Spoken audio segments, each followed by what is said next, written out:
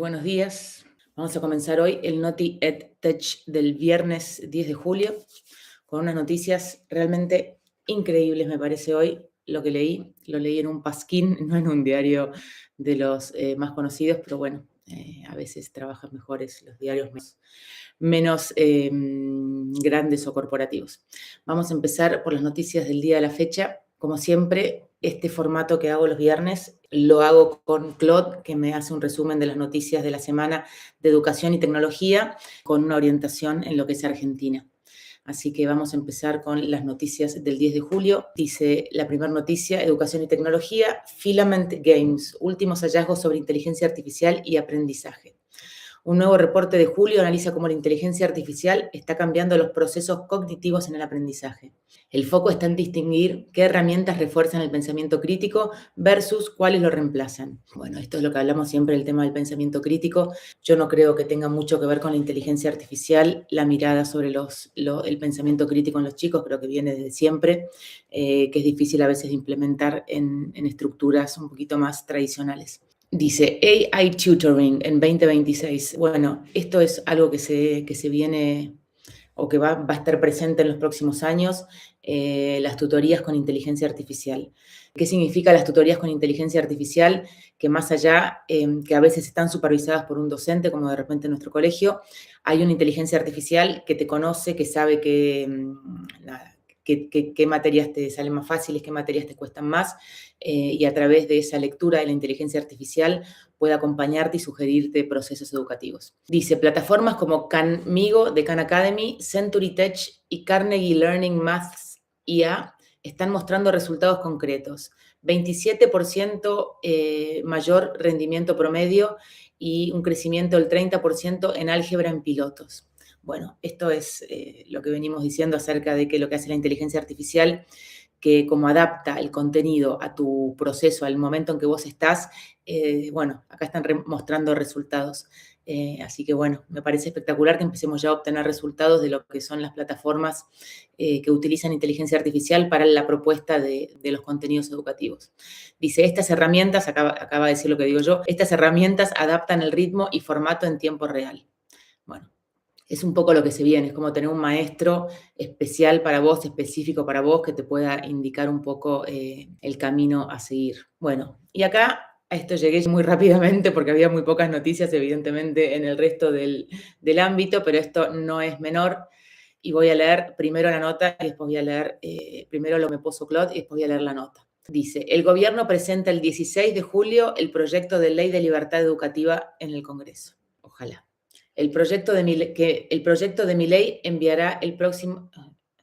Dice, el proyecto de mi ley enviará el próximo miércoles 16 de julio un proyecto de ley, está mal redactado, que legaliza el homeschooling en Argentina y crea un sistema de vouchers educativos. La propuesta permitiría a las familias enseñar en casa, con el Estado solo interviniendo mediante evaluaciones periódicas para certificar conocimientos. El principal impulsor es el economista Agustín Echevarne. Ya hay más de 20.000 familias que practican esta modalidad en el país. Esto es directamente accionable. Bueno, impresionante. Así que bueno, si Dios quiere, el 16 de julio tenemos la presentación de la ley en las cámaras, así que bueno, en el Congreso. Obviamente me fui a la ley, al diario. El diario 24, el redactor de la nota es Max Horta. La nota es del 6 de julio de 2026. Dice, Gobierno argentino presentará proyecto de ley de educación en el Congreso el 16 de julio con reformas sobre vouchers y homeschoolings. Bueno, tema de vouchers y toda la parte de presupuesto, obviamente no me voy a meter porque no es mi área de expertise, pero dice, el gobierno de Javier Milei planea enviar al Congreso un proyecto de ley general de educación el próximo 16 de julio, que es ahora en unos días. Días antes del inicio del receso invernal legislativo. La iniciativa, que ya circula entre expertos y académicos consultados por el oficialismo, lleva el nombre de Ley de Educación Educativa e incluye reformas de fondo al sistema educativo argentino, entre ellas el homeschooling, los vouchers y la declaración de la educación como servicio esencial. Nosotros fuimos consultados, yo fui consultada como directora de FreeQuest acerca de la redacción de esta ley. La verdad que la parte de de libertades educativas con respecto a lo que es escuelas digitales o homeschoolings, me parece que puede sumar mucho a lo que es el comienzo de un cambio en la educación de Argentina. La ley es larga, tiene un montón de artículos, pero bueno, la realidad que me gustaría hablar solamente de la parte de lo que nos corresponde a nosotros como colegio.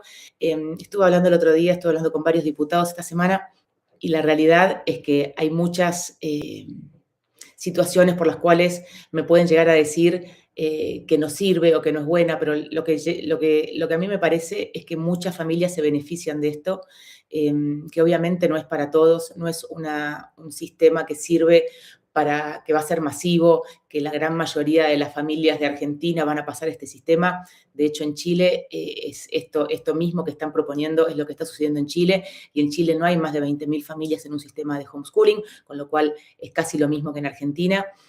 No cambia la masividad, no va a cambiar la base de la educación, las escuelas públicas y privadas van a seguir funcionando de la misma manera. Lo único que empieza a suceder es que se reconoce un montón de familias que necesitan otro sistema educativo, por la razón que sea. Después nos podemos poner a hablar de las debilidades que pueden ser ponerle la socialización, pero la realidad es que si las familias, muchas familias como la mía o 20.000 otras elegimos este sistema, hay una razón. Mucha gente de repente no es empática o dice, no, pero estos son todos unos locos, unos hippies o lo que sea, y la realidad es que cada uno tiene su razón por llegar a este sistema. Muchos tienen que ver con bullying en el colegio, muchos tienen que ver por situaciones específicas de cada alumno que necesita adaptaciones o condiciones específicas de aprendizaje. Yo no entiendo en qué puede molestar una familia en elegir este sistema, por qué de repente hay tanto hate o tanto odio a familias que eligen otra forma de educarse. Si a vos no te resulta, perfecto, celebro que te vaya bien en el colegio, que el sistema tradicional te acompañe, y me parece que es buenísimo que eso suceda, pero en caso que no, el sistema no sea el mejor para vos, el sistema no te acompañe, vos necesites por alguna razón, porque a veces puede ser, hay familias, ponele que viajan por un año y hacen este sistema solamente por un año porque tienen un plan de vida que quieren recorrer, y también este sistema acompaña en esos casos, con lo cual nada, seamos empáticos, acompañémonos en esta sociedad, en este mundo que viene muy difícil, y no me parece que nadie lastima a nadie haciendo un sistema de homeschool o haciendo unos años, unos trayectos escolares en sistemas digitales.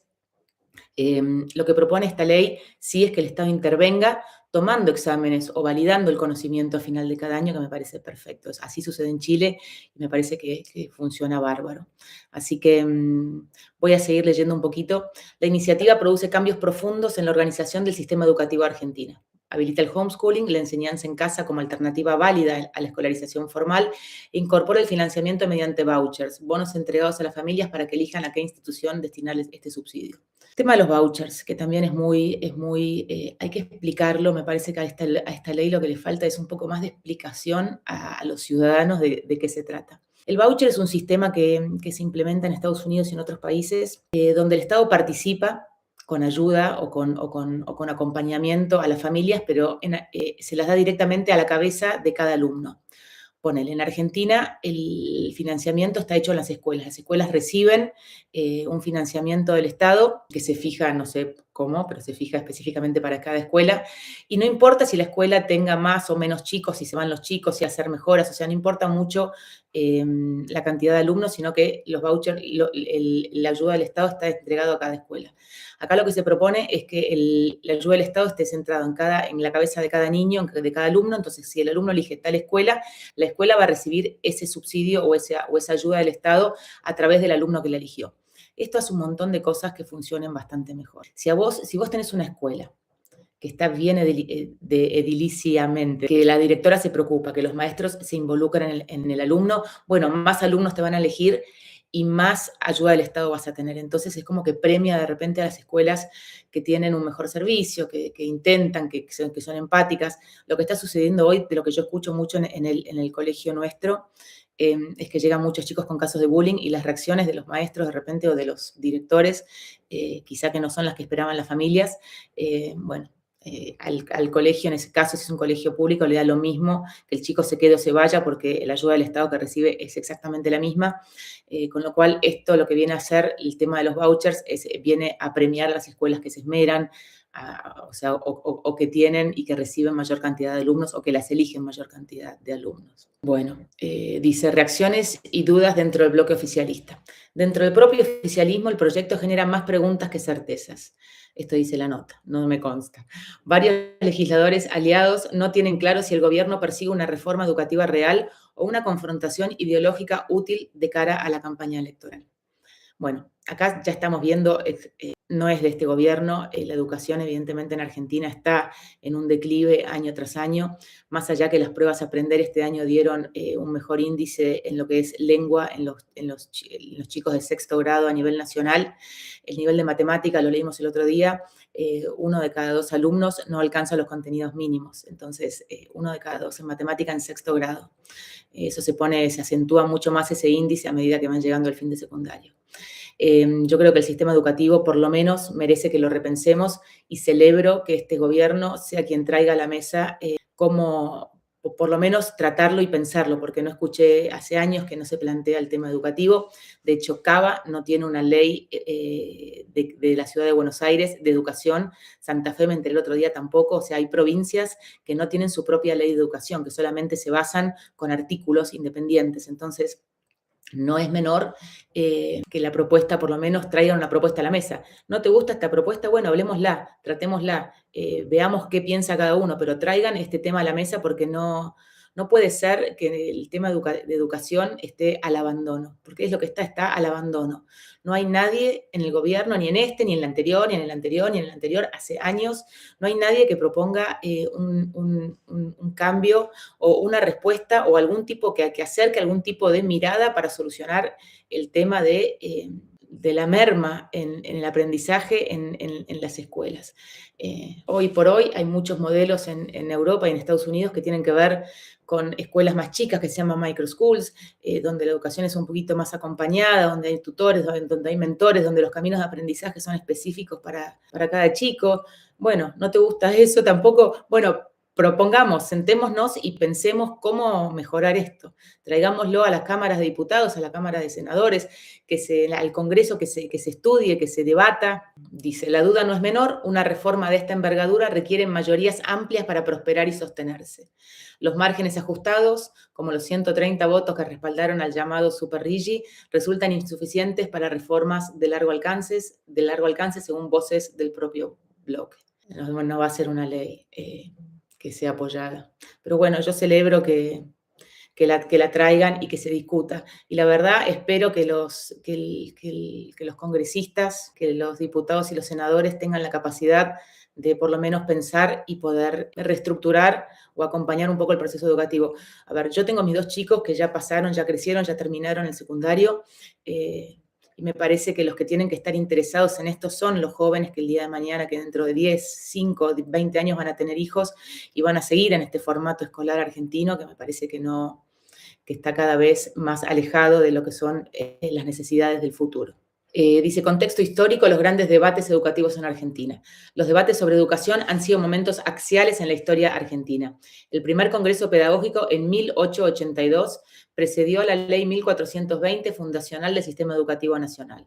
Después vinieron la Ley Federal de Educación de 1993 y la Ley de Educación Nacional de 2006, reformas estructurales negociadas entre fuerzas políticas diversas. Hace 20 años, con todo lo que sucedió con tecnología, con los avances, con los cambios en la sociedad, hace 20 años que no hay una modificación a la ley. Dice, claves para seguir el debate. La Ley de Libertad Educativa concentra en un solo texto varias de las reformas más controvertidas que el gobierno de Milei ha impulsado desde su asunción. La subsidiariedad del Estado, la libertad de elección familiar y la limitación del poder sindical docente. Su presentación formal el 16 de julio abrirá un debate que involucra a partidos, provincias, sindicatos e iglesias. Voy a hacer acá un apartado sobre el rol del docente. No me voy a meter en la parte sindical, pero sí sobre el rol del docente. Yo creo que ningún docente está disfrutando o está aprovechando su rol frente a una clase. ¿Por qué? Porque la estructura también se le hace muy difícil. Primero que los alumnos ya no son como son cuando yo era chica, que de repente todos respetábamos a la autoridad, sino que las familias vienen con muchas, no sé cómo decirlo, con mucha falta de formación en los niños, y los chicos hoy no tienen un respeto hacia la figura del docente, y eso lo debe hacer muy difícil, con lo cual tener encima un aula de 30 chicos, de 35, como hay a veces, ayer me subí, está abierto acá el cerro, me subí a una silla con una familia cordobesa, el chico tiene 36 compañeros de clase, son 36 en su clase. Entiendo que un docente no puede llevar adelante una clase de 36 niños o jóvenes, con lo cual entiendo el rol del docente, que también practicar o programar clases de 45 minutos, donde generalmente no se terminan de dar los contenidos, donde dentro de esos 36 chicos, la mitad o el 30% necesitan adaptaciones al contenido. Entonces creo que también los docentes podrían utilizar este momento como para pedir condiciones mejores, para pedir que las clases no sean tan grandes, para pedir y exigir que las condiciones para que ellos puedan dar clases sean las mejores. O sea, me parece que es un buen momento para, no solo para los alumnos, sino también como para toda la estructura educativa, directivos, docentes, auxiliares. Dice, el resultado en el Congreso dependerá de si el oficialismo logra construir acuerdos amplios o si opta por la confrontación. Ya sabemos, me parece que viene más por el B, por cómo venimos transitando. La historia argentina es clara al respecto. Las reformas educativas duraderas requirieron consenso, y las que avanzaron sin él terminaron en general debilitando a quienes las impulsaron. Esa es la nota. Nada, cruzo los dedos por esta ley porque somos más de 20.000 familias en sistemas educativos alternativos, de homeschooling, de colegios digitales, invisibilizados. Como les dije, nosotros, la UNESCO dice que hay 300.000 chicos en Argentina desescolarizados. Entran todos los chicos, las familias, los 30.000 de homeschooling, que es un 10%, entran en ese índice de desescolarización. Con lo cual hasta el índice es erróneo, porque el índice no es el que dice la UNESCO, porque 30.000 chicos están educados en un sistema de homeschooling o digitales que generalmente son o iguales o superadores que los sistemas tradicionales. Así que visibilizar esta situación me parece de una riqueza enorme. Ruego que el gobierno pueda llevar esto adelante de la mejor manera. Y también sostengo que todas las familias que estamos en homeschooling, en colegios digitales, debemos también hacer presente un poco nuestra voz, como para, me emociona esto un poco, para acompañar, para que esto salga.